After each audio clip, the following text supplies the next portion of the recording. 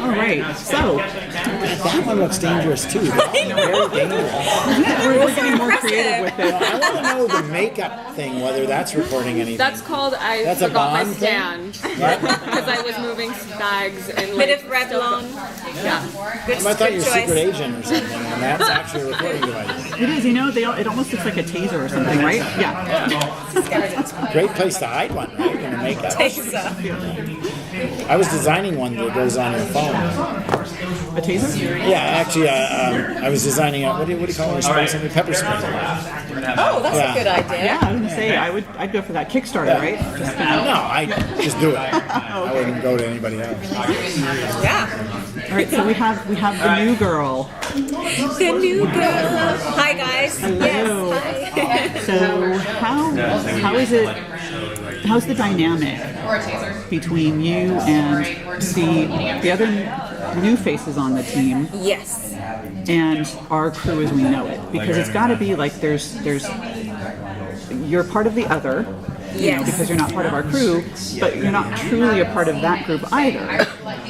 Or, No, so- it's everything is very unsure at the moment. So I was just saying actually, Nix has gone from a place of power and actually having a bit of status in prison to breaking out and knowing she needs these people to help her break out, to finding herself on a ship where her privileges have been taken away. Like she's not allowed a weapon, she's not allowed to go to access parts of the ship, and it's like, oh, but she almost knows she needs to win these people over if she wants to stay.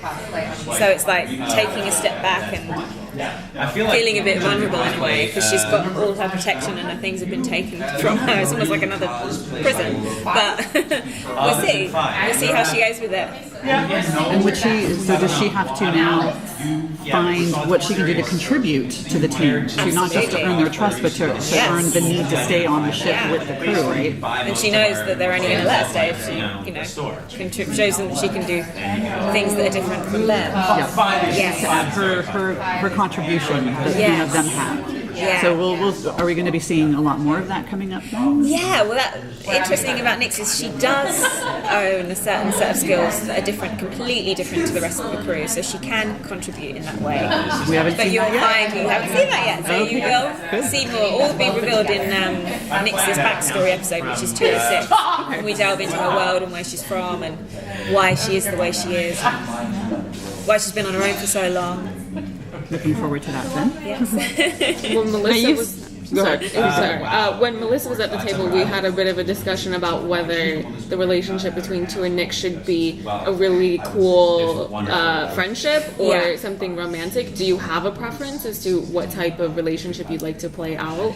Do I have a between the two preference? characters? Ooh, well, it's kind of up to the writers where they take it, but what's been great about playing the storyline so far and even going forward was how they found a respect for each other. Nick hasn't had anyone challenge her in that way, and she's never fought with anyone so strong like her. She was taking down guys in the prison, she was running the shop. So then for this, another beautiful woman to come along and challenge her in that way, Nix is quite intrigued by it, and as is too.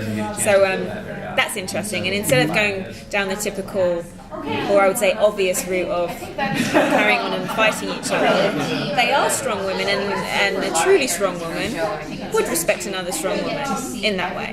So that's very interesting to play.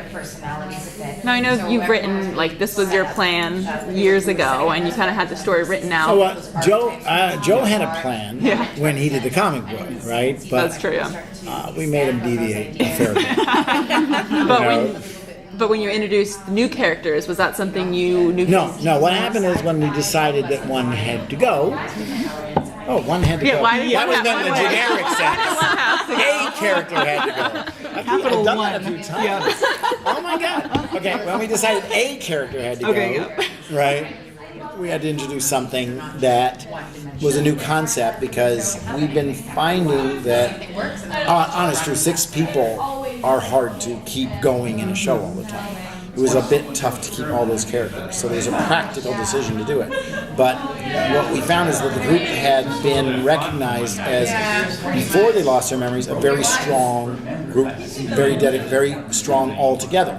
And then when they lost their memories, they were trying to find out everything, and they didn't realize how good they were together. So they learned in season 1 how good they are together. So now we had to come up with a new character, and what was the character's role? To see whether or not that group would allow somebody new in. Okay. So that's Nix's role. It's to test the group and say, will you let somebody else in? You know, or are you already so close and so bonded and have all your relationships? But at the same time, Six, as you know, has betrayed everybody. So the question is, do we forgive him? So all these questions about what makes everybody fit together are being tested in season 2.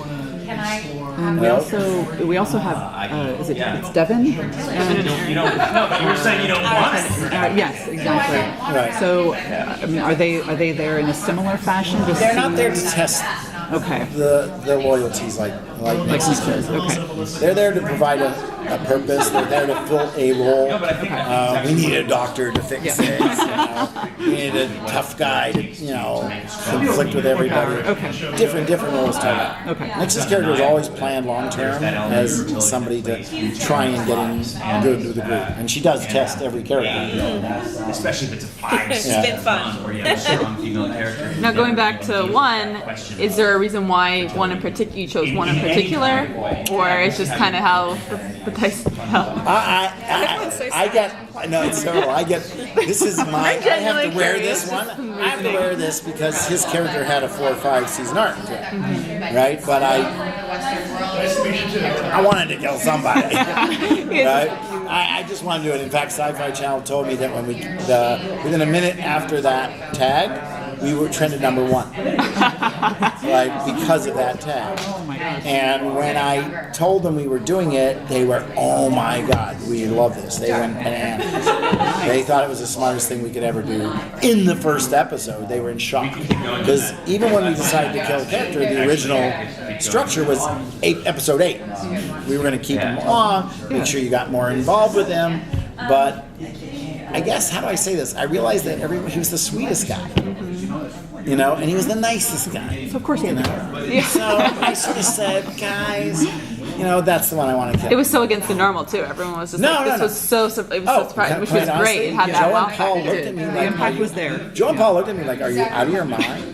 He's the nicest guy. And I said, that's wonderful.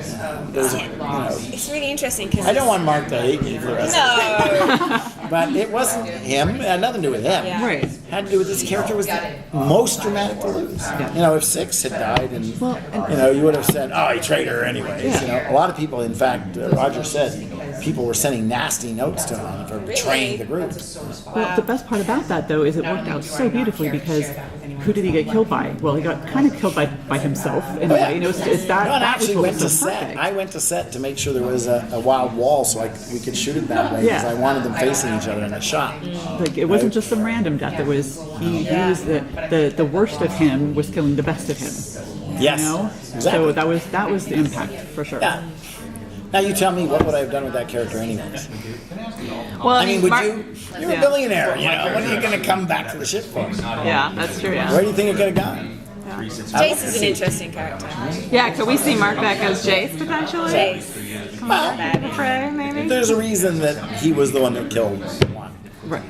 That allows us to play it better. Yeah. Because there has to be revenge somewhere, right? Well, you tell me, would this crew stand up for each other? I think at this She point, might. yeah. I think at this point for sure.